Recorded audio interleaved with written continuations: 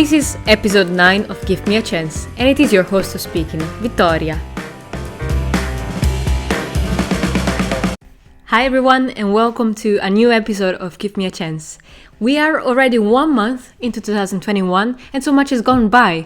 But for the session of today, we are gonna digress a little bit to 2020, and especially to the last day of the last year. Right before New Year's Eve, I got the chance to sit virtually with Noa and talk about what life changes she went through. Noa got the chance to change her life through a series of circumstances which paved her way to becoming a leadership and executive coach. Let's hear now about Noa's story. Hi Noa, welcome to Give Me a Chance. How are you doing over there? I'm good. It's the last, apparently you just made me realize it's the last day of the year. Past, present and future all in one. And Noa, thanks for joining us because, I heard about your story a few weeks ago. You had a few experiences in your life that led to constant change and grabbing chances and experiencing all kind of different places and activities or skills. Can we start talking about a little bit of your where you come from and I was just thinking, we said past, present, future, right? So it's a lot of what I feel from, we all feel that, but I feel that with my story. So I'm originally from Israel. So there is that past experience, then the move to the US.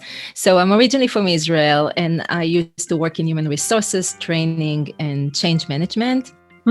And I think very early in my life, even in the playground, I learned that I can influence when I speak. That's my forte. When I speak, I influence people. And I use that strength to keep moving in my life. If it's in Israel, you need to go to the army. So if it's in the army and later on as a trainer and manager and consultant. And I was lucky in very early age to sit with CEOs and VPs of big companies in Israel and see that it's working for me. And then with two little kids that are now vicious teenagers, but then they were really small babies. My husband got an offer, a job offer to move to New York City from his company. Right. And he of course asked for permission from me. And I said, it seems like I wasn't excited about that because I just started a new job. Yeah. But I said, it makes sense for the family. And we packed our things for a 2-3 years adventure to move to the US, to New York City. And that's where a new experience starting for me.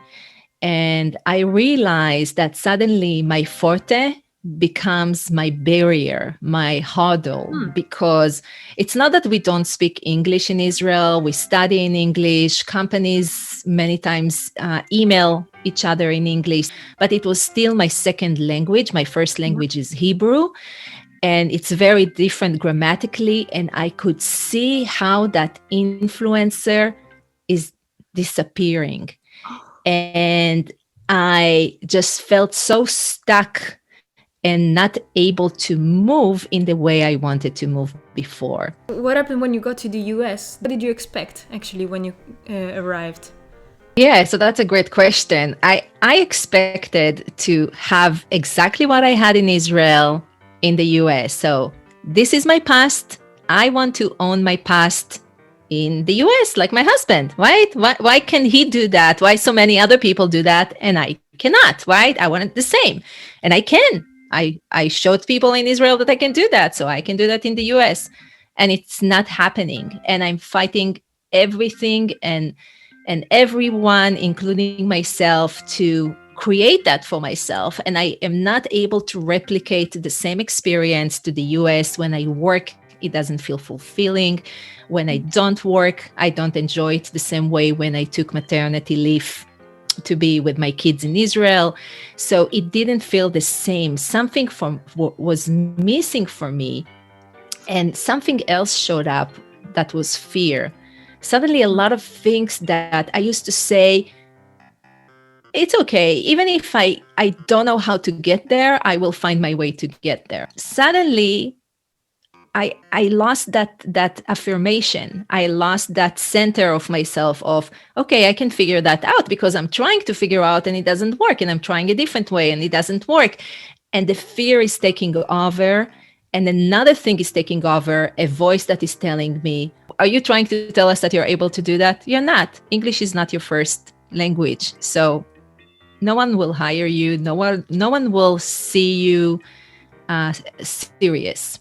So language was for you actually the biggest barrier of all. Yeah. And what about culture? Actually, it wasn't as hard as I imagined it would be harder, but apparently New York City is very similar to Tel Aviv, and the Israelis they try to be like the Americans in many ways. New York is very diverse. A lot of the people in New York are not New Yorkers. And so it didn't feel that there are gaps, but I don't think that was my problem. But language indeed it was something that stuck to you. So what happened afterwards? Because you were a few years in New York, and what did you do with your career? I did work, but it was nothing to talk about, at least from my personal view. It was just like, I'm working, but does it take me anywhere? Not really. And I decided to take a break because just nothing worked for me. So I took a break. I had my third child, and decided to just take time off, stop working, and figure out what it is that I want to do. I needed to approach it from a different perspective in a way. I took some time off and just pushed my son's stroller and tried to figure out what I want to do with my life. And that's when blogging showed up. Because blogging was one of your chances to turn your life around, right? How did you come up with the idea of blogging? Blogging 12 or something years ago was like podcasting today. It was a huge boom, or whatever you want to call it. And I saw the movie Julia, I don't remember, Julia and Juliet. And it was just going out, and I was inspired, and I wanted to write for years. I was never like a writer or anything, but there was that urge in me, and there was actually nothing better to do. And when I think about it, it was exactly the same day as today. It was the last day of that year. Happy anniversary. Yeah. And I was just sitting in my bedroom. I just sat in front of my computer and I said, I'm going to start a blog. And it was just, I'm an Israeli mom in New York City. This is the New Year's Eve, and I'm going on this adventure. I'm going to write about my experience of being an Israeli mom in the US. I wrote it in Hebrew, and it was just like a burst. This is me, burst of creativity. I'm just doing it. I'm putting it out there. There was no expectation. I didn't feel like this blog is going to change my life, by the way. That's when everything shifted for me. So think about it. For almost 5 years, I was trying to force the universe to replicate what I had in my past to become in my present, and nothing happens. And then I just go into an experience without forcing. And it's the first time that I think I allowed some emotional outlet. I think there were a lot of emotions and thoughts that were stuck with me in the 5 years that I didn't pay attention to. I was focusing on the actions, the doing, as I call it. Yeah. And in blogging, I started processing the emotions. There was fear, there was shame, there was anger, there was disappointment. There was a lot of that, of like, how come you were so successful and now you're not able to see results? That when people started responding to me and starting a conversation, and they just reminded me that I am resourceful with that connection. Simple as that. And Israelis that saw my blog started to reaching out to me and consulting with me about moving to the area. And that's where I said, maybe I should start a consulting business for relocation. And when I launched the website, that week, a few different ladies, Israeli ladies from different states in the US, called me all at the same week and said the same thing. How did you do that? We're so stuck with our life. Can you coach us? Did you always think about yourself as the person helping other people, actually coaching people? Because this is a pattern in your life. Actually, when they reached out to me and said coaching, I thought then that coaching was a scam. It was like 15 years ago. I knew training, I knew consulting, I knew human resources. So I was in that space. It was like consulting, coaching, what's the difference? And then I learned what the difference is. I did some research and I got hooked so fast, and I went for the training and everything. It's not like I woke up the next day and said, okay, I'm a life coach, like you see in the sitcoms. It's about a year of work, and started coaching. What kind of coaching do you do now? I did start with Israeli women like me that were stuck, and I worked with them. I actually used to do kind of like workshops and see the change that is happening with the coaching. I got excited, and they referred me to people. Long story short, today I went back to work with leaders and executives and what I call social leaders to create something awesome for the community and share knowledge and impact, that there is something beyond the money. I call it beyond leadership. Exactly. And I see that in corporate, and I see that outside. You can work in corporate and still be a social leader, by the way. So it's just how you create your leadership. So that's what I call beyond leadership. And part of what I do as a coach is bring the idea of the two energies, the doing energy that you focus on action, and what I didn't pay attention, and that's what made me stuck, the being energy. And I think it's very important when people, when you go through change, we all have our tendency, and the doing energy, we all know, right? It's the actions. And the being energy, human beings, is mindset, emotions, thoughts, fears, aspirations. And that energy, if we learn to engage it with the doing, can take us up to the sky. But if it's not engaged and it's taking over, it can keep us stuck.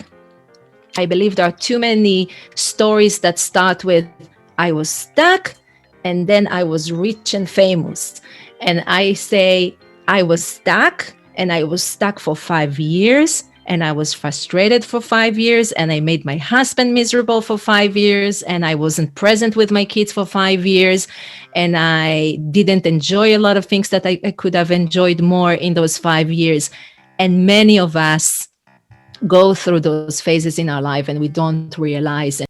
We all have that. The successful ones and not the successful ones, we all have those, it's never just the success moment. And just to wrap all this up, you learned so many insights actually through this path. Was there a moment you would like to relive again so that you could come to this moment in which you realized that this was going to happen? You say that and I think about different moments.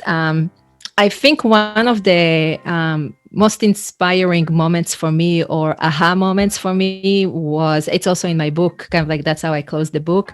My older son, which is now 18, when he was 13, as Jewish people, we celebrate the bar mitzvah, which is a special celebration of moving from childhood to adulthood. So that happens when a child is 13. So we did that here in the US. A few of the family members came to join us. And there was a moment after the celebration where my husband took all the family, and my older son and I stayed in the house. We chose to stay and get some quiet time. And we sat together, ate dinner together, and he started talking again, past, present, future. He asked me, are you sad that we live far from the family? And I said, yes, in situations like today, celebrating, not having everyone, all our friends, all our family, it's sad sometimes that you're not close to the family.